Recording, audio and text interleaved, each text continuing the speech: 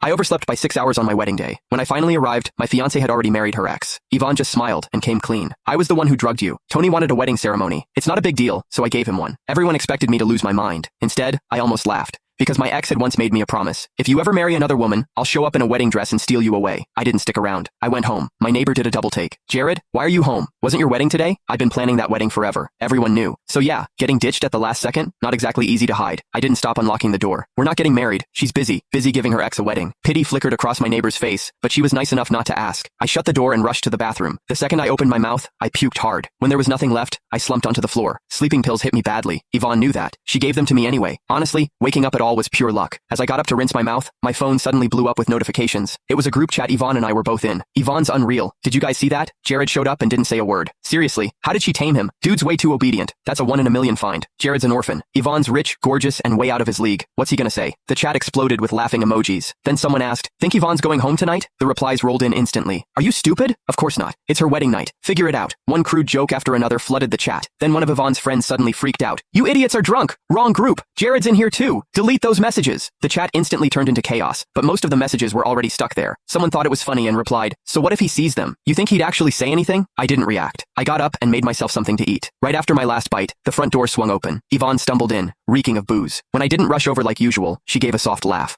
Then she came up behind me and wrapped her arms around me. It was just a wedding. It's not that serious. Just public humiliation in front of everyone. Right. I stood up with my plate and stepped out of her arms, heading for the kitchen. Yvonne followed. Something cold brushed my wrist. I looked down. A men's bracelet. Sissy as hell. One of Tony's favorites. Thanks. I said it while washing the dishes. Yvonne relaxed and leaned in. I stepped aside and put the plate away. Then I smiled. You forgot. I'm allergic to alcohol. Yvonne frowned, watching me like she had something to say. Then her phone rang. Tony. Her face lit up instantly. She answered and headed for the study. Click. The door locked behind her. I dried my hands, and my phone rang too. Monday morning, let's get the marriage license. I replied, okay. Then I went to the bedroom to pack. In the closet, I found a shirt that wasn't mine. Wrinkled, crumpled, like someone had shoved it in there fast. A closer look showed dried stains on the fabric. The door creaked. Yvonne walked in. The second she saw my red eyes, she knew. She calmly took the shirt from me. Maybe Ava or one of the girls left it here when they brought their boyfriends over. I lowered my head, hands shaking. Not from sadness, from disgust. Yvonne clearly got the wrong idea. She lifted a hand and brushed my cheek, almost compulsively. Jared, know what I like most about you? Before I could answer, she answered herself. Obedient. I'd heard that word more times than I could count. Obedient, reasonable, well-behaved, like a cat, like a dog, anything but a person. Tony's in the past. I gave him the wedding as a way to make it up to him. Don't overthink it. She patted my head like I was a pet, just like back then. Because of one casual decision from her, I was brought to the city for school. Then Tony played victim, and I was shoved right back into a corner, left for those rich kids to laugh at, like it was nothing, like I was something they could toss around whenever they felt like it. Get some rest if you're tired. Tony wants to buy a car, so I'm going with him. Maybe I was just tired of always being the one who lost. Or maybe it was the resentment I'd buried for years. I grabbed her wrist. Can you stay? Just once.